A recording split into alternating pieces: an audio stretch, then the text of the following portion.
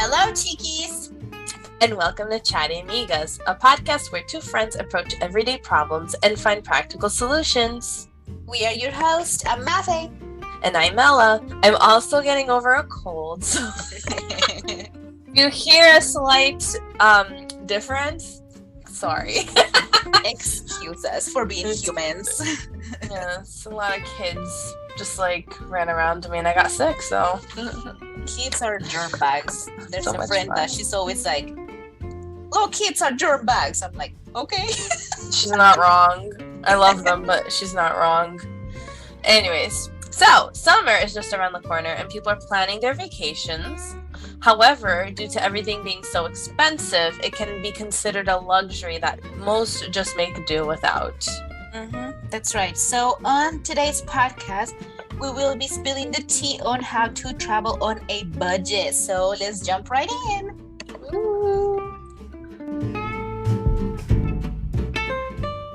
So we did a bit of research. We wanted to try to figure out how one can travel on a budget. So travel can mean what you want it to be. Like, you don't actually have to go to the islands of Bora Bora. You could go camping. This is fine. Like, we don't care. Yes. Do you, make you happy. So here are a couple things we looked up. How to travel on a budget are 9 best tips. This is from the article ef.edu. We will literally link every single item we looked up down in the description below. Feel free to take a gander at it. Please do. So, number 1, you have to come up with a plan, right?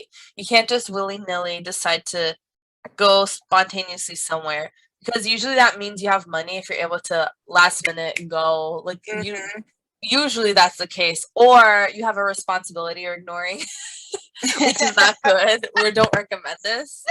So travel with come up with a plan first on when you want to travel. I used to do this all the time. I used to travel all the time when I was younger, before I got married, and I would go on 2 vacations at least a year. 1 domestic and 1 international. Excuse me. That's the life. Listen, if I'm not gonna do it when I'm living with my mama, when I'm gonna do it. Exactly. Yeah. Seriously. So I can never just pick up and go. I literally had to plan. So because you have to understand, how much is this gonna cost? How much is it gonna be for flights if I'm flying, right? Or gas for car, travel, whatever, bus ticket, train ticket, it doesn't matter. Then you have to know how much you're gonna spend in each place you're visiting, how much food is gonna be probably. You wanna probably do some memory things, so that costs money if you choose to buy an item while you're there. So you need to come up with a plan. How much it's gonna Sorry, hold on. You said memory thing? What does that mean? Yeah, like an experience. Oh, okay. Sorry. Like, what does That's that the mean? word I couldn't remember. You want to go on an experience. Like, some people want to go swimming with the dolphins. Okay, Or you yeah. might want to go on a horse ride or paragliding. I don't know. These things usually involve money, unless you know someone. So, and you have to understand, okay, this is how much this is going to be per day. I'm probably going to roughly spend this much. You have to plan in advance for that. So, if you want to go on a vacation 8 months from now, that's something you need to definitely do.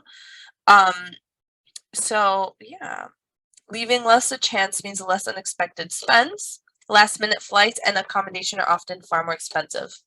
So that's why you have to plan. Very true. So number 2, or tip number 2, is to travel out of season. And I think all of us know this, but for those of you that don't, or you need a little reminder, this is super important, so avoid trips. Like, what does a season mean, right? Like school holidays, end of the year holidays, summer stuff, those type of seasons, because that's when the travel industry hikes up the prices to take advantage of the families that can only travel during those weeks. So research the best time to visit, the place you want to go to, and just travel before or after those dates. That's why you need a plan first. You need to figure out where you want to go first, and then figure out which is the high season for that area. That way you can figure out the dates. So when you do that, this is called the shoulder season, where you'll still have a great trip, but maybe the sun won't shine. Excuse me. I'm gonna say that 3 times. Quite as brightly, or hotels and airlines lower their prices to attract the customers during the time. So it'll be best to do that, and you'll save some money if you travel out of season. I love traveling out of season. I love to only do that. Less people. Honestly, because first of all, you avoid the crowds. I love avoiding the crowds. Okay. Yes, same. And then like everyone's in school, so you don't have all these kids running around, which I love children, but when I'm on vacation, they do not exist. I don't want to see them. Well, yeah. I'm a jerk, right? But this is how I feel. No, and I'm not even a parent. But I don't think you're a jerk. No, kids are good. They're our future. But if you're going on vacation, you want to be able to enjoy yourself, to relax, to not have. I don't want to hear screams. There you go. That's ultimately it. I just don't want to hear screams. I want to take a picture and not be concerned if someone's gonna be running around me. Yeah, it's just me. So you avoid all these crowds, which is phenomenal. And then everything is like 40% cheaper because it's off season and the weather is still good. Like you can travel to amazing places in the fall and in the spring, not during spring break. You can go to so many nice places. I love to travel in the fall. It's like my favorite thing because it's tourist weather. Like you're comfortable, you're going about, and I try to also like some places have rainy season, and like I love the rain. Yeah, I know you're in the desert. In New Jersey that has rain most of the days. I love rain. It means nothing to me, but I miss the rain. Oh, come here. Come here in April then. April showers bring May flowers. It's a legitimate thing here. Well, too late. April's literally over. Next year. I guess. You have, what did I say? Oh God. I don't remember. Aha, I remember. Okay. So I went to Cancun, Riviera Maya, in end of October, beginning of November. Best thing I ever did. Oh my God. First of all, it was a low season. I didn't know it was low season. I just like had money saved because we were supposed to do a family thing, but then it got canceled. So Eric and I just like, let's just go to a travel agent, just like book a flight. Yes, I use a travel agent. And we were like, we want to go in a month. If you could get us tickets, we want to go to like Mexico. We want to go to Cancun, Riviera Maya. We had never gone to those places before. And we went for a week. It was lovely. And all the workers said that Eric and I were very fortunate because we made it after high season. So there was like nobody. And it was still pretty crowded. So I was mortified to think that place more busy than it already was. That's crazy. And they said it's because it's rainy season. Literally did not have an issue. Only one day it rained half a day. But I was like, it was fine because we were in a pool thing. Like it was like a park where we could swim with dolphins and you could go snorkeling. So we were in the water. It didn't really make a difference to us whether or not it rained. But for an entire week, that's like great, So you can still go to these really nice places if you don't have responsibilities like children, right? Children have to go to school. If you have school that you're in, that's different. But if you can travel off peak season, I highly, highly, highly recommend it. It's the only way I travel now. Yes, that's the best thing to do. Less people. Yeah. Yes. So 3, the next tip is be accommodation savvy. So I have a million opinions on this. Go ahead. Okay, I'm gonna mention what they're saying here, and then I'm gonna give you my personal advice, right? So you can trade hotel suites for dorm rooms in hostels. Hostels are a thing. I don't know what hostels are like in like. I've heard of people going to hostels and it being nice. I personally don't associate hostels with nice. In Europe, they're not very nice. It's just a place where young people go when they're backpacking, and you all have to share a bathroom, Yeah. or there's like a room with like 8 beds in it, so you're sleeping next to strangers.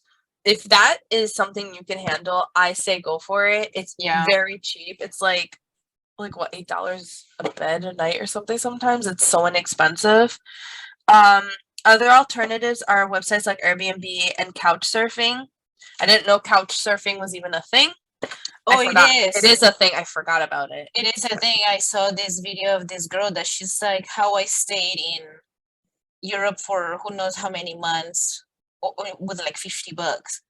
And she had like pictures of these amazing places she went. And she's like, I used the app couch surfing, and it was like super cheap. And she stayed with people that, lucky for her, were nice enough that were taking her to meet places and to see these things for free. That's very nice. I was like, oh, good for you. Yeah, what it is there's a spare room in the house or apartment, or like a couch you sleep on, and you just give them a small like price to stay there. Yeah.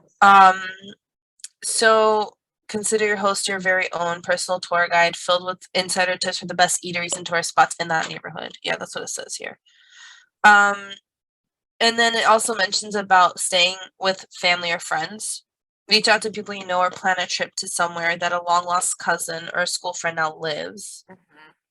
All right, so that is what the website's saying. I'm going to give you my personal recommendation. I used to do Airbnb type websites in the past. This is before Airbnb even existed. It's also before social media became what it became now. So I was able to actually go on trips for very little money, and I had a lot of quantity and quality with the little money I used. I think because social media became such a thing with look at this travel, look at this, and everyone started traveling more. Because people didn't used to travel, I don't think, as much as they do now, which is nice, it's good to open up your mind. I'm sorry, my eyes itchy. And I'm ignoring it. It got me out. Sorry. Oh my God, stop. Please. I'm stopped. So I used to go on these trips with these websites. Then social media, a lot of people started traveling, and it got really expensive to use Airbnb. And then Airbnb came out. I used to think Airbnb was extremely expensive when it first came out because I wasn't using that website. And to this day, I still find Airbnb way more expensive than a hotel. I personally think the tip here is do what's not in fashion or what's not in. So right now what's in is staying at like a local house in a local neighborhood and having that local experience. It really is not a local experience anymore. You're literally staying at a place where most people rent. So you're actually sleeping next to a bunch of tourists for the most part. You're also in the touristy area for the most part, so it's not even like you're having a local experience, and it can be pretty dangerous. I've had very weird situations happen to me. I've heard weird situations because people that are doing crime, they know the houses that are being rented out, so they're going to do the crime there because there's a lot of in and out, a lot of foot traffic, so the cops have a hard time with that. I do think Airbnb and places like that have their place, but if you're going to travel and you're smaller, I highly recommend a hotel because hotels are significantly cheaper. You don't have to put in deposits. You don't have to pay cleaning fee. It's already just the price. And you have security automatically with the hotel. If it's a chain, you know what you're getting. You know what all beds are like. I'm older now, so I can't just sleep anywhere. I have to make sure I have a good mattress or my back hurts and Eric's back hurts the next day. Right. We're also really big fans of free parking, free Wi-Fi, and free breakfast. Which is not something you're going to usually get with an Airbnb. There's some places you can. So I'm a really big fan of hotels. Yeah. I also save significantly more money staying at a hotel versus an Airbnb. Does not happen all the time, but for the most part. So do your research 100%. I highly recommend looking and comparing both scenarios, Airbnbs and hotels, and then make your decision. What do you want to have? What do you not want to have? Um, yeah, I think there's nothing wrong with like a hotel.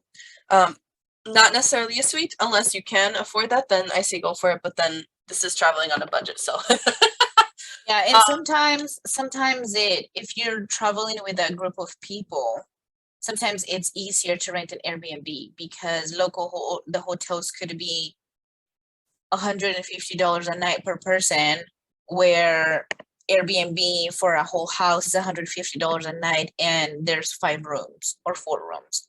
Because but that's been my experience. Sometimes we've rented when I've traveled with a group of people.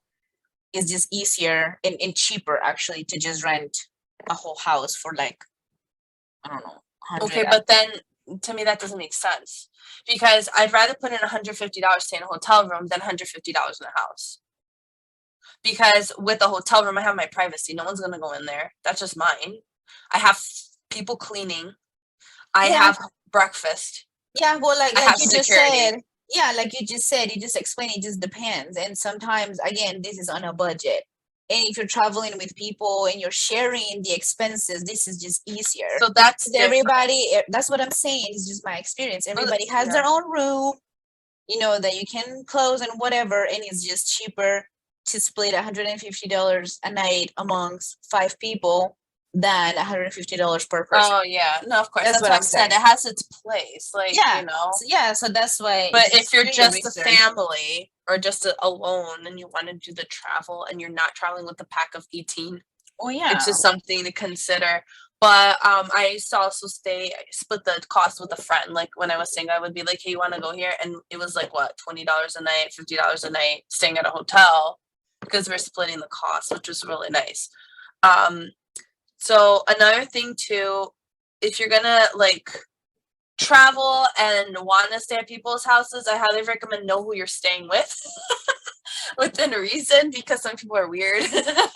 Yeah. Yeah. Unless you're renting the whole place for for yourself. Yeah, and also we don't know people's financial situations, so take that into consideration. I live by New York City. There was before pandemic, there was like a lot of people that kept coming over here and staying at my friends' houses to the point where my friends got really overwhelmed financially because it wasn't just one person, it was continuous. Because when you live by New York City, everyone wants to come visit, but I felt like a lot of people just didn't want to pay for a hotel, which I understand, but if I go to like Rome, I'm not gonna stay with somebody's friend because that's overwhelming for them. Like it's constant. And they have a life. Like they're living in these cities. Like I'm on vacation, but they're not, and with time it gets expensive constantly having people in your house sleeping over because of electric bill, water bill, then if they're buying you food, and hopefully if you're staying with these people, you're being nice and leaving some money for them because life is expensive. So just be Yep. mindful of that. If you're going to stay at a friend's place, maybe leaving a nice large tip Assess wisely. and bringing water bottles with you and snacks so you're not eating their food. It is their livelihood, for goodness sake. Right. So let's just move along. Number 4, it's pack properly. And so I think we can all agree that we have at some point in our lives overpacked always. Is that you? I don't do that, but is that a you problem? That's me. I overpack all the time. So make sure you bring everything you need so that you don't have to shop while you're away, besides like souvenirs or presents or whatever you want to buy if you want to buy stuff. But no matter where you go, so make sure you take at least one pair of long jeans, a warm hoodie, and a waterproof jacket because you never know what could happen with the weather. So just take into consideration that weather changes anywhere you go, and just bring at least one of each if you can. Pack wisely so you don't have to suddenly have to buy a jacket because it's freezing and now you're cold. And if you want some more in-depth advice, this article has another article linked. They have a travel like a pro guide to packing for everyday kind of trip. So I think I'm gonna go ahead and take a look at that and save it for my next trip because I overpack all the time. The tip is pack layers. So that wool sweater, use that on your trip because it does make a difference. And wear neutral colors: blacks, beiges, blues, browns, khakis, green colors, like neutral colors. And then you could spruce it up with like a hot pink bag or shoes of a cool color, or just keep your shoes neutral, I guess, but like a scarf, like a yellow scarf, jewelry. Like that's how you spruce up an outfit when you travel. So it doesn't look like you have the same outfit you're wearing over and over again, because you have the accessories that are colorful. But you can use a black shirt 30 different times. No one's gonna notice that you wear the same black shirt. Yeah. And then wearing layers. Bring that wool jacket with you that you have in your corner. Bring it. Just bring it. You might need it. Yep. Better to have it instead of having to spend the money on it. Yes. Next thing, book flights in advance, especially return flights. Running out of money abroad without a guaranteed ticket home is never ideal. Seriously. I Don't know. do that. I mean, I don't know about that, but I always buy a round trip. I never buy a one-way trip. That freaks me out. I always do a round trip, no matter what's happening. Always a round trip. To me, it depends, because some places I leave from a different place. I will buy both tickets at the same time. Oh, yeah. I mean, that's different if you have different destinations in a continent or somewhere. But Yeah. if you're going to one place and leaving from the same place, buy a round trip. Don't mess with, oh, buy the ticket later. You're going to spend that money because you think you have it, and you don't, because that's your ticket to come back And home. sometimes the prices like go up last minute. I won't say it always does, because honestly, the algorithm to flights are so weird now. I don't even understand them anymore. They keep changing. But sometimes if you try to do it last minute, it can go significantly up. Yeah. You really wanna, test that. Yeah, don't You test wanna like flirt with that sense of adventure. Like, will I spend $1,000? Will I spend $300? Oh, I do God, not don't know. do that. Look, what if you have the money again? But this is not about money, Not a because we're budget. talking about Doesn't a budget. matter. Yeah. So, and going right along with that, booking flights in advance, number 6 is, and be smart about how you fly. So up to travel on a Tuesday, midweek travel prices are lower, as a premium is added to weekend flights, and you'll breeze through shorter queues at the airport check-in desk and security. Fly economy too, there is no need to upgrade, no matter how nice business class looks, it's all the same. The money you save on cheap seats can be spent on food or accommodation, hotels, ways of transportation, when you arrive. And low-cost budget airlines are fine for short flights and regularly have cheap deals. If you're planning a weekend trip, try to pack light and use only hand luggage, saving yourself a bit of money on whole luggage. Check-ins or carry-ons. Carry-on. Just use a carry-on. I've tried looking at the price difference between business class and like economy. It's like night and day. I'm not gonna lie. Yeah. When I've tried booking, it's like, do you want to spend $7? Oh yeah, it's the front ones, right? What's the difference? You get to board sooner, I think, and you have less people on your little area, but it's the same. Like, you don't get any more special treatment. Yeah, it's like $25 more if I want to sit up ahead, right? Like something like that. Yeah, no, I'm good. It's the same. No, I've seen some that is like $100, and I'm like, why? Unless you go like first class, then I mean, first class is huge difference. I've looked, because I'm like, maybe I could do first class.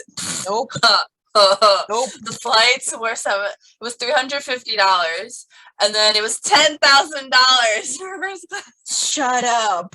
For the same flight. I said shut up. $10,000? You're lying.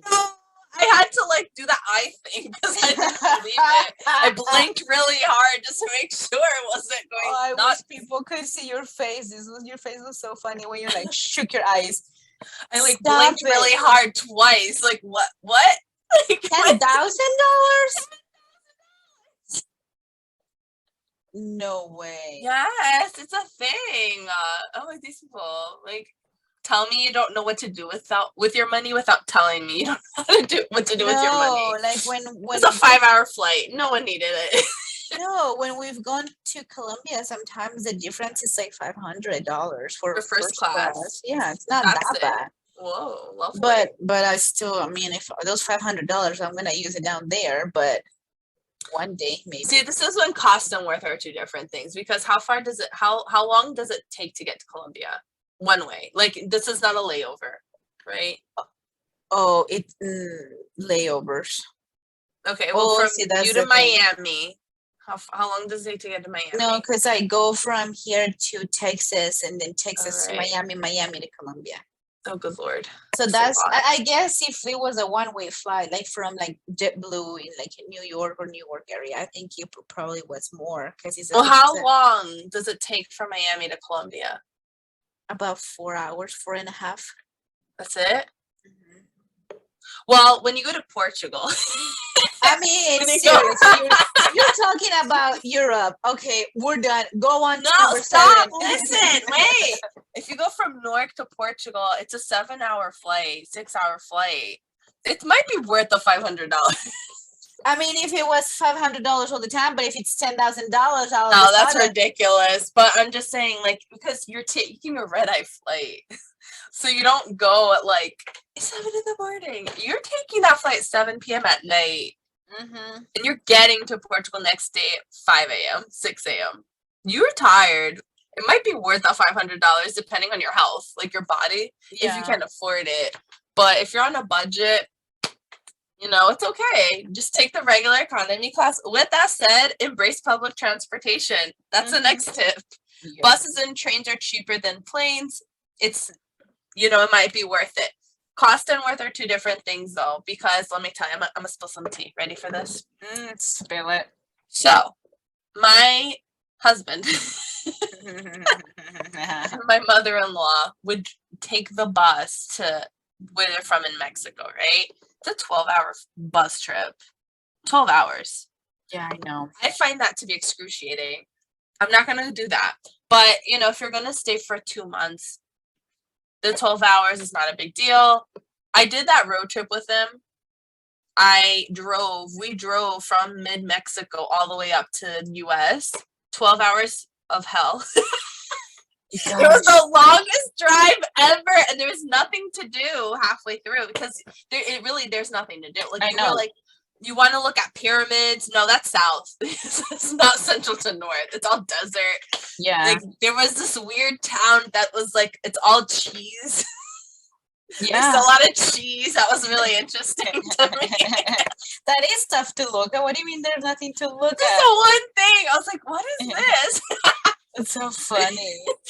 But yeah, it was like you had a bunch of little kiosks kind of things. You know when you go to the grocery store and they have like a cheese deli corner and the fish corner and it has that plastic glass thing over the cheeses or over whatever. That's what it had for like a row. Like store after store. All you saw was that lit up with a bunch of wheels of cheese.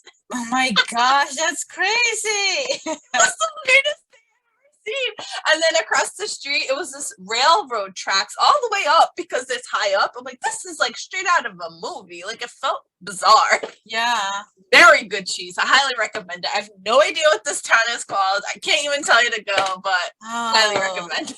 Dang. Well, if you make sure to follow us on social media, we're gonna look up this town and make sure we share it on. I'm gonna ask Eric. I'm not gonna look it up. You think I remember? I just remember driving 12 hours and then they had a taco stand. You're gonna share it on our social media so people can see the town. Yeah. So I didn't. My mother-in-law bought cheese. It was really good, actually, very, very good. But that's besides the point. It was a 12-hour trip. They wanted tacos at the side of the road. I asked, "Are you sure I can have it? Because I have an American tummy." Yeah. Nope. I could not handle it. It was very bad. So the next day I had to travel more with a bad ache in my tummy. It was not a good time. And they did this. They would do this trip constantly. My mother-in-law and Eric to their hometown, out of their hometown. I'm like, good God, that is a 24-hour trip. They're just 24 hours. And they're like, oh, it's cheaper. They're right. It was $80 to do this one way. Guess how much it is to take a plane for 2 hours? 40. $100. Oh. Oh, only $20 more. What? This is a 2-hour flight versus 12 hours. Ah, it's crazy. So you have to do your research, like see if it's worth Yeah. the savings, because cost and worth are two different things. Yes, we want to be on a budget, but can you think that maybe, just maybe, instead of buying that souvenir you're never going to use for $45, maybe it's best to put that extra $20 for a nice plane ride, so you actually could take advantage of a 10-hour day instead of the traveling. Unless you love to take the bus and you're terrified to take a plane, that's different.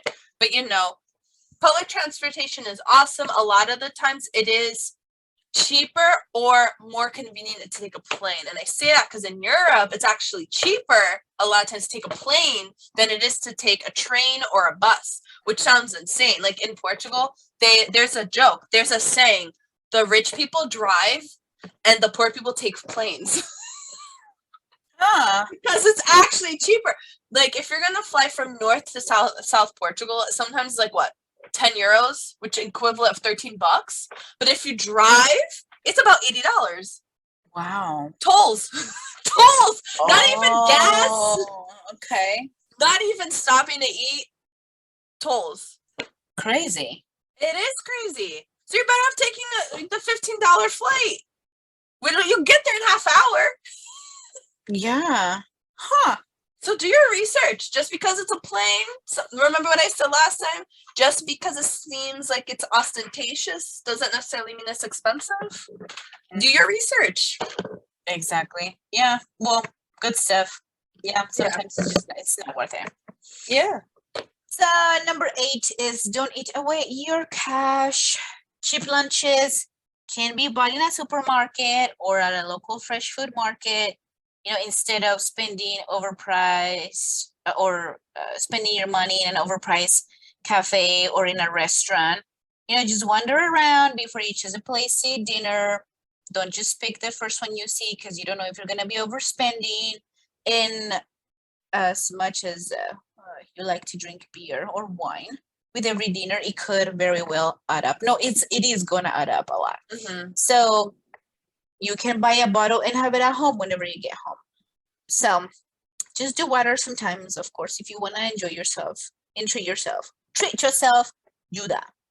And so if you're staying in a hostel or like couch surfing or Airbnb or sharing the room with somebody or whatever, sometimes they let you have access to a kitchen. So if you want to save a little more money, you can very well cook for yourself. Again, that's if you're staying for a longer period of time. Or if you're staying for a week, because it does add up. I'm sorry. If I'm budgeting for food, I'm not that's where you have cooking. to see. That's where you have to see where's your money worth going. Because a lot of people don't want to cook and they do want to experience the local cuisine. There are ways around it. I personally don't like to cook when on vacation. I also like to stay in hotels. Hotels usually don't have a kitchenette. So what I do is, and I used to do this when times changed by when I was younger traveling versus now. Mm-hmm. So I had to adjust my thinking. And that's the thing. These things are constantly changing.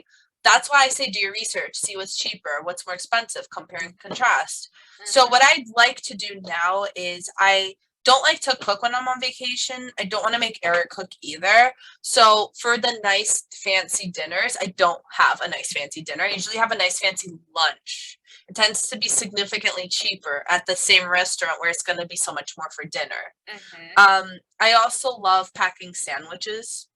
Yep. There's nothing wrong with that. I take them. I know a lot of people that do that as well. I like the supermarkets because you can get a very nice warm meal at the supermarket for significantly less. Yep. And a lot of them's like we have a shop right near here. They do have local fresh food from local farms sometimes. Mm-hmm. And a lot of these places will give what's local in the area because it's cheaper, right? Exactly. So you are having the local experience, going to a supermarket, sometimes buying the food. Think outside the box. Supermarkets are wonderful. Instead of going out to dinner at that fancy place, maybe a lunch instead. So do your research. Look up menus. Restaurants usually post them up. And if they don't put price tags next to it, means it's expensive. Yeah, and they don't want people to see it before they show up and then they get stuck with a bill. So don't Or go there. you know what I like to do? I will Google blank menu with price cost. And it will eventually come up. Like you'll find it somewhere and you can kind of see roughly where it is. But at the same time, if you don't want to gamble, don't go there. Go somewhere else. Exactly. It's another option. Unless, Yeah. unless you have budgeted for it, then please Yeah, treat so yourself. you have to see what your like where you want to put your money. Like I said, maybe it's best not to put $45 in that shirt that you're not going to wear. That has the name of the town. Exactly. Maybe you'd rather go to a restaurant. But yeah. Yes. And then last but not least, earn while you travel. So a lot of people, what they do if they're going to spend many months or a year or more traveling, they usually like to work where they're going to travel to. So you can teach skiing in a winter season in a certain area where there's ski. You can go to the Mediterranean in the summer and do something working there. You can go to Thailand, teach English or a language in Thailand. You could freelance while traveling. If you're able to work on the go, you have a lot of options and opportunities to grab, I guess, by the horn. If you want to be somewhere a long time, get a job temporarily and experience it. That's right. Yeah, you can still earn while you're away. That's the best part. And I mean, now that we have talked about some budget tips, I think perhaps we should give some countries where people could go to. How about we do tea time? Tea time! I think that sounds like a phenomenal idea. Go for it. So tea time is when we answer one question that has been submitted to us by one of our listeners. Today's question was sent to us by Anonymous. Thank you so much, Anonymous, for sending in this question. Thank you. Thank you. So the question is top places to travel and see, but on a budget. Mm-hmm. So we did do a lot of research on this. It was, let me tell you something, very difficult. Because this is something you kind of have to keep in mind. It changes every year. Actually, every couple of months it changes. Yeah, because, I think so too. Yes, because country situations change. So one place that's deemed safe might not be safe a few months later. Then you also look every year, the economy changes. Certain countries become the it place to travel for the year, depending on everything going on. So you kind of, whenever you look into a place to travel, make sure you look for the year that you want to travel, because it's constantly changing. So it's 2022. If you look up an article that says best place to travel, cheapest in 2015, it's not the same anymore. No, don't go there. Gosh, don't go there. Don't do that. Another thing that we took into consideration was a lot of the places we found and researched are not safe. And I don't feel comfortable reading off a list of places for you to visit, Anonymous. That is just not safe right now. A lot of countries are dealing with terrorism, health things. I know we're all going through a pandemic right now. It's something to be aware, but everyone gets to decide what they want to do with their lives, and traveling can be done safely if you do everything appropriately, which we highly recommend. Take the precautions beforehand and during and after. All the time. The whole time, because you're on vacation, but the virus is not. Exactly. So it's just, but so we did a lot of research, and then we found this lovely article, the travelers.com, safest and cheapest countries to visit in 2022. So what this person did was all the countries listed below have been rated by the U.S. Department of State as the safest countries in the world to visit in 2022. They've taken level 1 countries and compared them against the Global Peace Index to ensure overall safety for travels.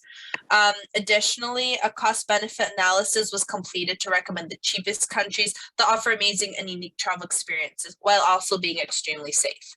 So depending also where you live, it might be expensive to go to them. So if you live in the USA like we do, it is more expensive to travel to Asia because it is further away. So these are things to take into consideration.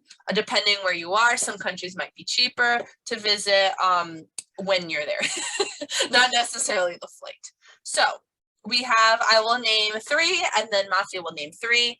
So 3, Belarus, Chile, and Costa Rica. And the other 3 was Macedonia, Taiwan, and Zambia. Yes. So if you want to travel somewhere safely, that is relatively inexpensive outside the US. I'm assuming that's where you're from. Not noticed. So if you're not, I apologize. But from the US, you know, it might be a little bit more expensive to go to some of these countries because they're not nearby. But on a full round basis, it is a more affordable list and safe. Exactly. And that's the biggest thing right now. I mean, sure, we're talking about budgeting, but we don't want to send you to a country that the flight is $100, but you're not safe walking around, or something happens and now you're stuck with medical bills, or you know, you just never know. So even if these are a little bit more expensive, even though they are the cheapest, right? But getting there from wherever you live, it's worth to be there because it's safer. So I think that's just peace of mind is better than being cheap. Very good. So that wraps up the tea time portion for today. It's a little short one. So if you would like to have one of your questions featured on one of our upcoming episodes, please feel free to go on our website and fill out the portion under tea time. Send us a DM or send us a message under the tea time portion on Spotify if you're listening on Spotify.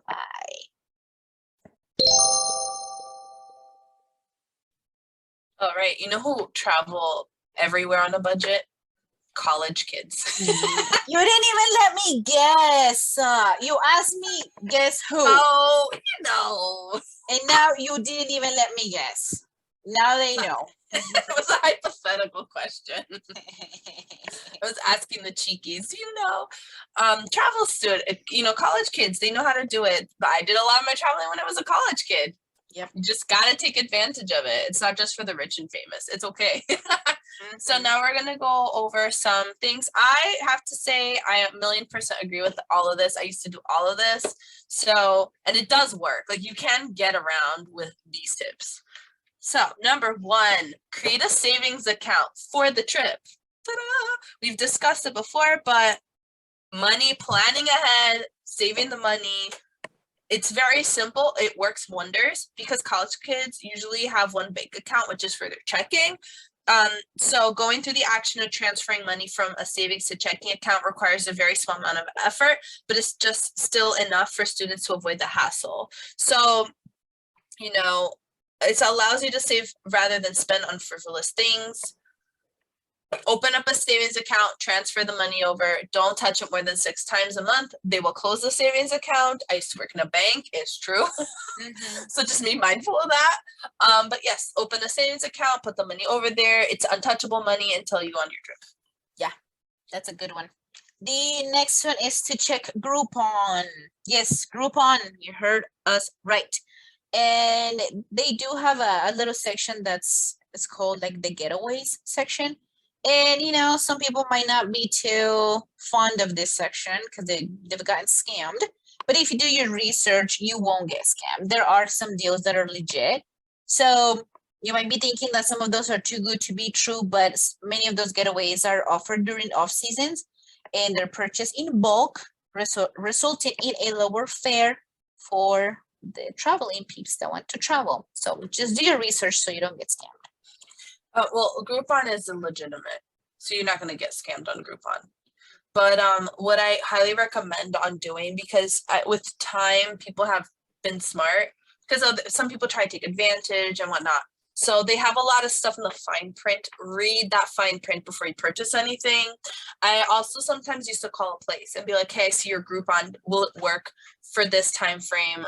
What's entail? And then you can take it from there. Yeah. It's something to consider as well. So it does work. I've done it and I've had lovely experiences with it. A lot of times they try to like sell you an item afterwards. You're like, I don't live nearby. So it's kind of awesome. But it does work. It does work really well. And if you're local and you don't feel like traveling outside, but you want to take a day off and do a staycation, Groupon. See what's in your area, Groupon it. Nice. Next thing, travel with a friend, highly recommend. Some people like to travel alone, but it is more expensive when you're traveling alone because you're paying for the room or your stay, everything you're doing on your own. But if you have a friend, it's awesome because you can split the cost of everything you do. Yes. I think that's just better. And in case there's something happens, you have somebody you know with you. Yeah. You want to have somebody around. I like traveling with a friend. A lot of people love to travel alone. It's Yeah. whatever experience you want, that's fine. If you're on your own, maybe a hostel is a good choice because it's significantly cheaper. But if you can and would like to try to use a friend, I highly recommend a companion. It is significantly cheaper. I used to do that. It does save. You could rent a car. You split the cost depending where you go if you need to rent a car. I went to California for 2 weeks. We went from North to South California. You need a car. Yeah. So it was me, my friend, and my sister, and we split 3 ways. It was so much cheaper, like Yeah. crazy cheaper. And then when we stayed in hotels, we split the cost between the 3 of us. I stayed at a luxury hotel. We used Priceline, and I spent for a luxury 5-star hotel in Northern California. I spent $20. Nice. Yeah. Yeah. So, Do your research, people. Don't just go willy-nilly. Do your research. That's right. yes. The number 4 was to get lost on a foreign metro system.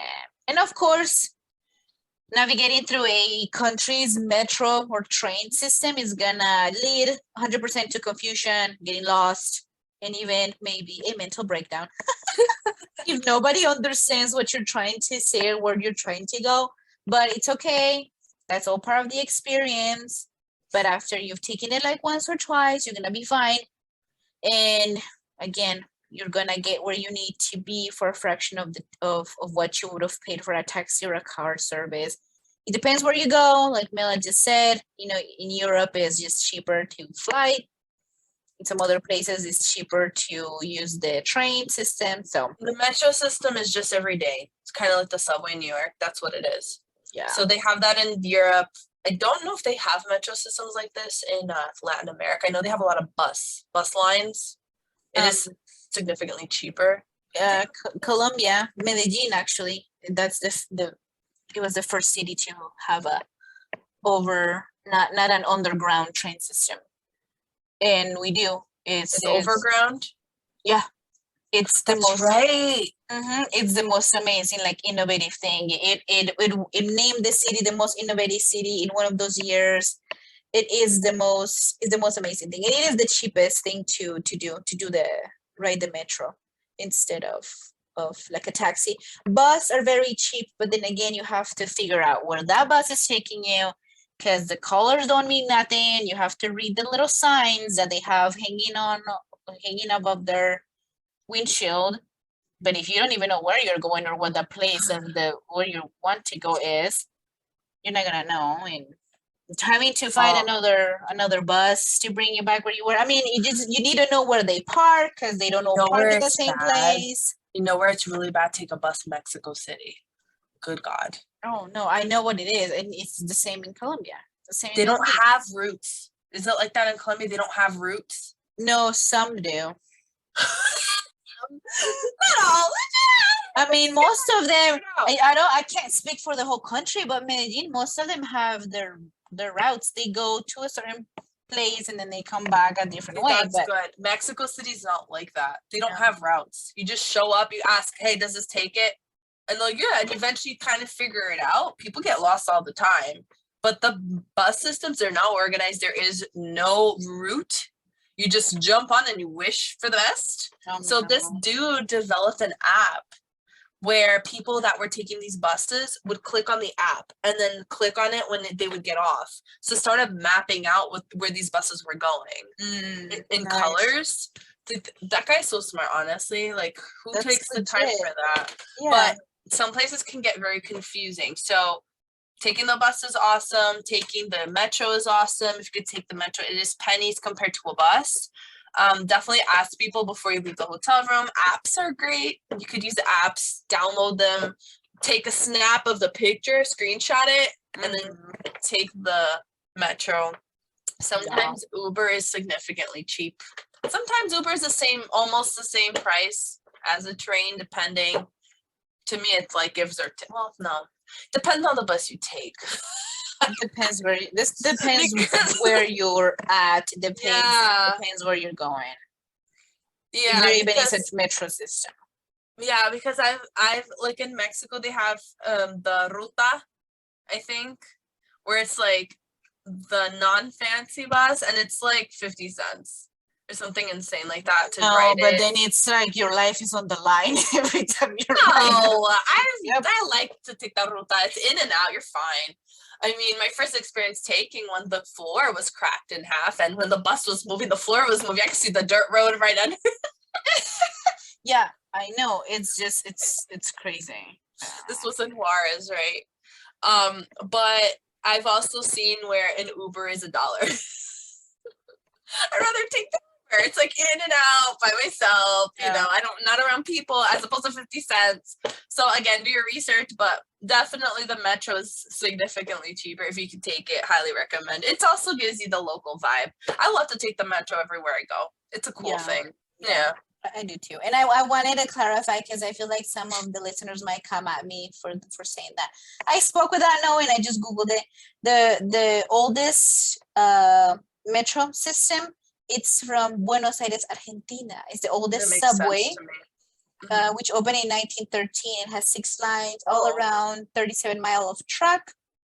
Mexico City's metro came second and was inaugurated in 1969. I didn't know Mexico City had a metro line. Perhaps it closed, or is it still? I don't know. Well, I I don't really know. don't know because I don't think the thing is when I think of the metro, I don't think Latin America. I think Europe. I think New York. I think Washington State. I don't really think Latin America, but I do know that in Medellin they have the trains above ground, kind of Yeah. like Chicago almost. I think Medellin was the first, at least in Colombia. Like they- above ground, right?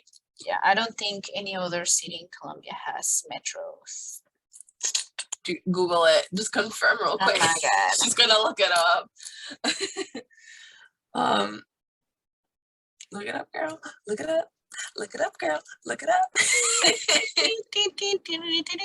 I'll go to the next thing in the meantime. It is. Yeah. Oh, it is. Just in What did Medellin. it say? Read it. Read it. What does No, it say? it just doesn't say. I just put metro in Colombia and it says Medellin. That's the first one that pops up. That doesn't mean that's just a Medellin. There Are there doesn't other say, metro? It doesn't say any. I will look this up. I will look this It up. doesn't start operating in 1995. It doesn't say. 1995. Yep, That's not that long ago. 95. Yeah, Dang. yeah. That's what I'm saying. It was really innovative. You could go ahead to the next. They're trying to do one in Bogota, the capital, but Stop it. So you they keep giving me wrong information. no, It's not stop. Hold 1995. on. I am trying to clarify. Clarify. supposed to- Spill that tape. It's supposed to start in 2028. That's what I'm saying. I think in Colombia it was just in Medellin so far. Bogota has been trying to do that for a long time, and I'm glad they're finally doing that. They have a lot Yeah, of people. Colombia's only metro system is in Medellin. Kiva says Medellin's metro is the only rail-based city transit system in Colombia. Construction on the first rail line began in 1984 and today. It is home to an integrated system including 2 railways, north, south, and east-west, rapid buses, trams, and aeriable cable cars that climb the surrounding hillsides. Very lovely. Okay, next tip. How to travel on a budget like a college student. Number 4. Number 5, sorry. Go ahead. That was you. Nope, it's you. I talked about the metro. Was that you? Yeah, that was me. It was you. Good Lord. Okay. Establish a realistic daily budget and stick to it. Highly, highly, highly recommend. Beyond important. You don't want to starve yourself by accident because you miscalculated, right? Mm-hmm. So if you travel to Europe, establish a budget 50 euros per day. It might sound low, but it's manageable if you already have your hotel, breakfast, and transportation paid for. If you spend 60 euros one day, only spend 40 euros the next. Highly recommend. 1,000,000%. What I love to do. I like to overestimate.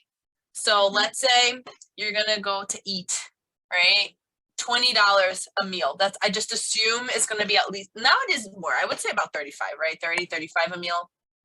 So budget like that, 30, Yeah. 35. So you want to save $70 a day for food, right? Because you're gonna at least eat twice. You have to eat at least twice, gosh. What I would do sometimes, I would just have a big brunch. so I wouldn't pay for lunch or breakfast. That's smart. I would have a brunch. It would be significantly cheap. I would eat somewhere great, and then I would not be hungry until like 5:30, 6 p.m. Yep. Easy. So sometimes I would have a little snack, like a cookie, Mhm. whatever, bring snacks with me, and then you have dinner at like 7:30. You're good. Yeah. So I would that's smart. spend less. Yeah, seriously. We would do Budget. that. Budget. So I would try to do like, let's say $80 $70 a day for food per person, just in case. And then some spending money. So it depends where you go. So in Europe, depending where you go in Europe, 50 euros a day is very affordable. I was say more 60 personally, because I like to over budget. It comes to about $65, $67 a day. It'll be fine. So Good. stick to your budget, everyone. Yes. Next one, we talked about it earlier, but forget about checking your bags. If you have to move around massive suitcase, it's not only for pain, but it's gonna cost you fees per flight. So if you're planning a trip with multiple flights, checking in advance to see if one check bag will cost anything before you get to the airport. Mhm. And if you just stick to a carry-on, you're gonna prevent overspending or on unnecessary souvenirs, overspending at the airport. And you don't want to have too many things that now they don't fit in your bag, so now you can't buy them because they won't fit.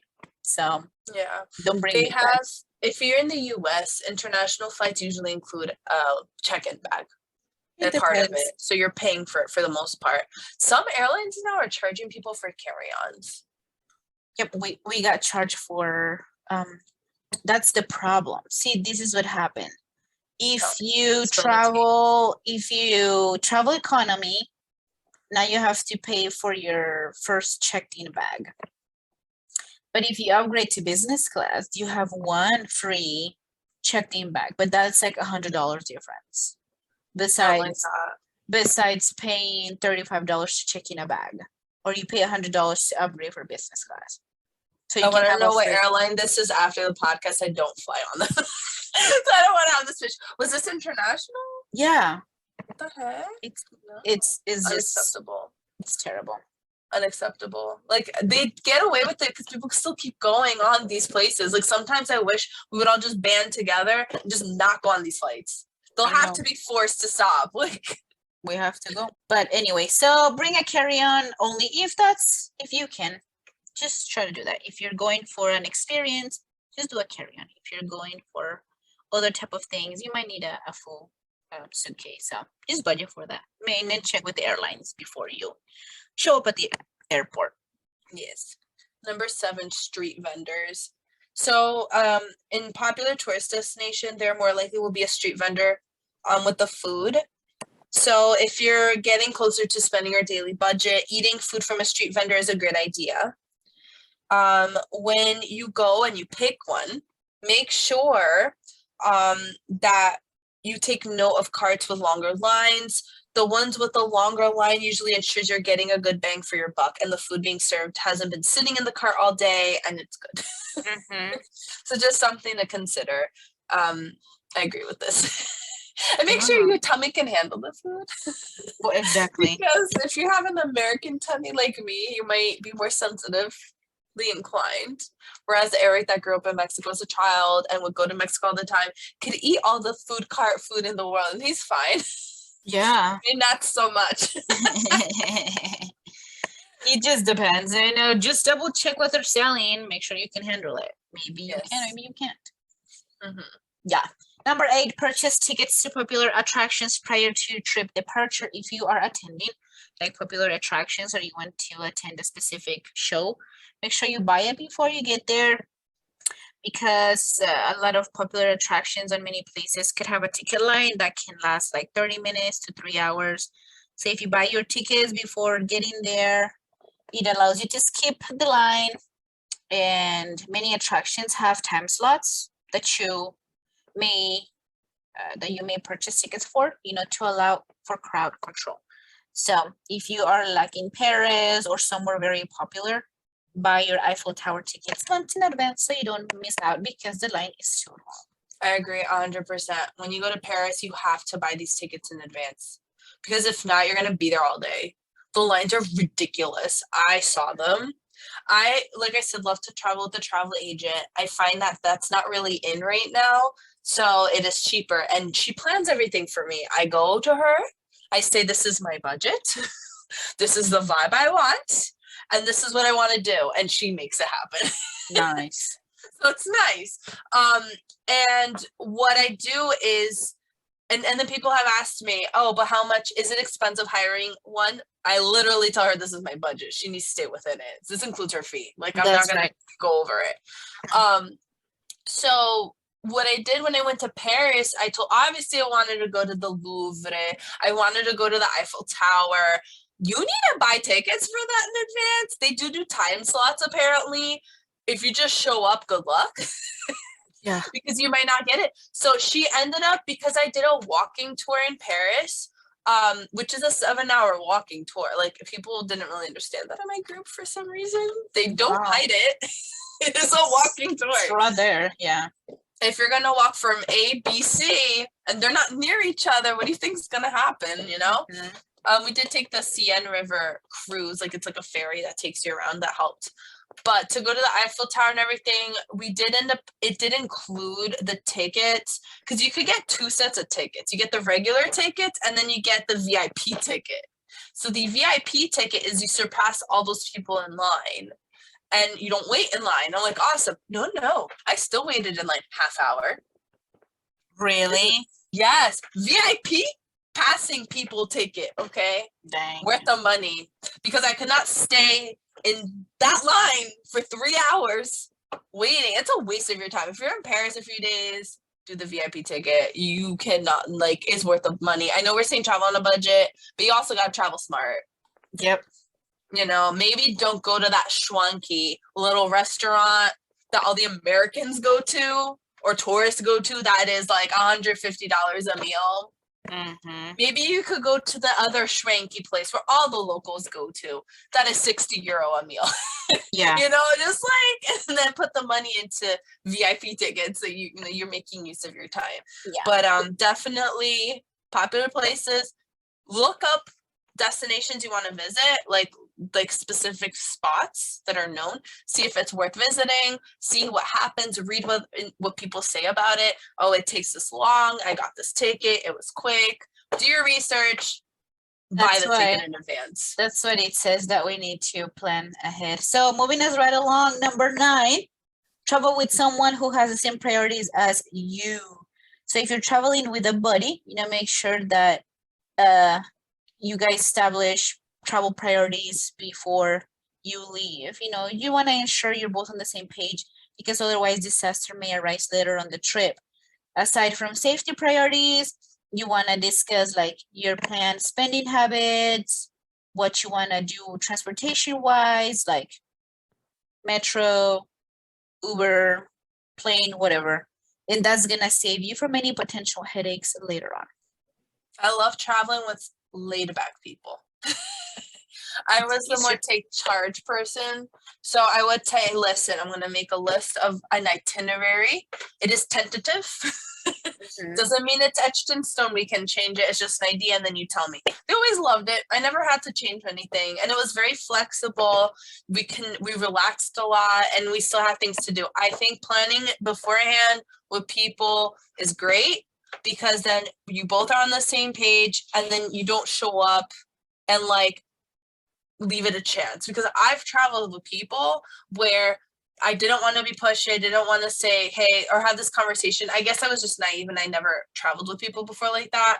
And we wasted so much time and money because like, what do you want to do? I don't know. What do you want to do? I don't know what you want to do. So you end up picking a black place. You spend double the money. It's a waste of time. And then no one's happy because you just did that. You're better off discussing beforehand, having an itinerary, or a list of like bullet point ideas. Don't push it on the people because it's their vacation too, but something to think about.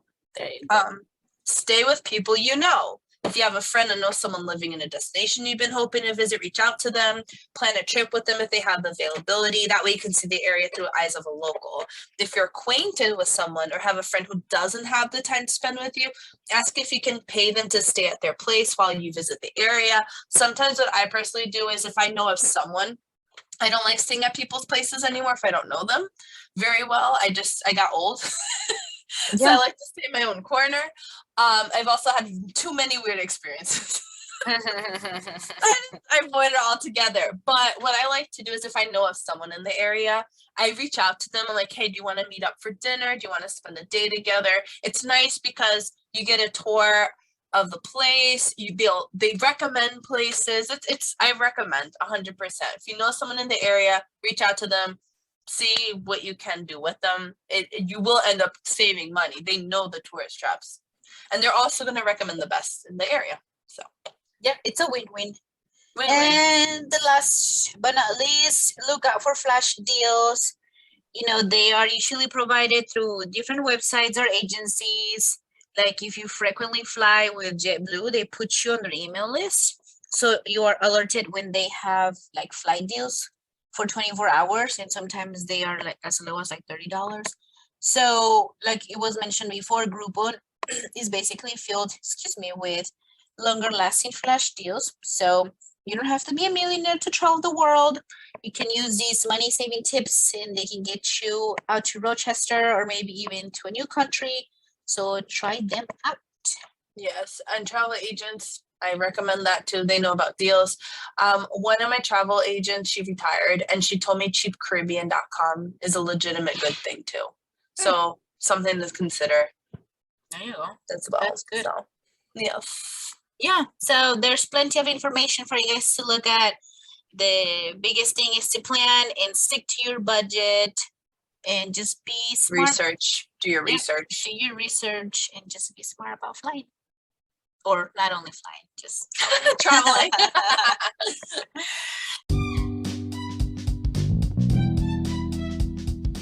That is it for our podcast today. Thank you so much for listening. We sincerely hope you liked it.